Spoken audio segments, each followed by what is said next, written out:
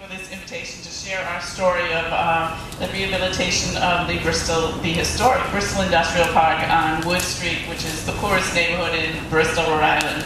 I'm here, and thank you, Governor, for having this bond on here. I know firsthand the impact of the brownfields on a small community, a very poor community. I represent an organization called Mosaico. Mosaico is a nonprofit, a very tiny nonprofit organization. We have 6 employees with a very big mission to rehabilitate the historic Bristol Industrial Park with almost no money. So we rely on grants, and we rely on bonds like this one to do our capital improvements, including the brownfields cleanup we've done.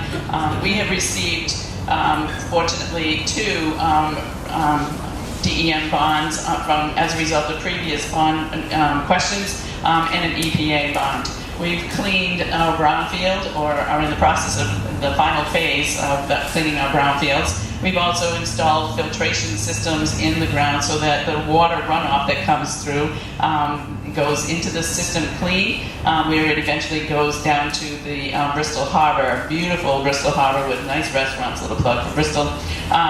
So that's a direct result. We got these great new parking lots.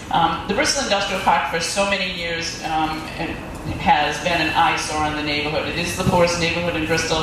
It has been a tremendous eyesore, and the parking lots are terrible. The buildings are falling down, or were falling down. And this has been able to restore that to something that's beautiful, something that the community and the neighborhood can feel proud of.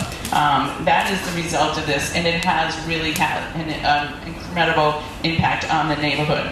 There's a new pride in the neighborhood for its appearance. It's bringing new people, especially new young leaders in the community. Rather than leaving Bristol, they're staying, and they're saying, let's fix the place up. This is our home. We want to be proud of it again, and that's what they're doing. They're getting together to apply for their own grants to do streetscape improvements. We've gotten 2 of those so far, and we've been able to put in new bike racks and new trash bins and recycle bins and other things. The indirect impact of that beautification of this is that people are starting to come to the neighborhood where most people shunned or didn't feel safe to go to. And so now the local ethnic restaurants and the local grocery stores and the retail stores are starting to come back. They're fixing up themselves, and there are people who are actually, they're able to make enough money and survive. And the town, that neighborhood is experiencing a new vitality, a new renaissance, if you will. Those new leadership, the young leaders are also working at fixing up homes in the neighborhood and doing other things that will transform. I heard transformation earlier today. That is the theme of the brownfields of this bond. It can truly transform poor communities. It can transform your community. So this is the kind of thing that has happened in Bristol.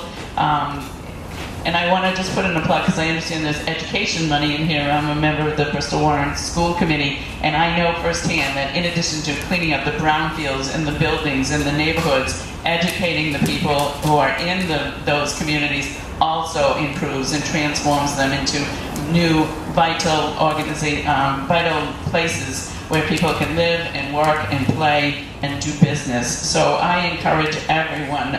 So thank you, Governor Raimondo, for putting this bond, and for the legislature for passing her budget. And I encourage everyone, because the transformation that's happened in Bristol, in the poorest neighborhood, can happen in your community, can happen in your town. And when the voters vote to do this, they're voting for themselves. And so I encourage all of that. Thank you very much.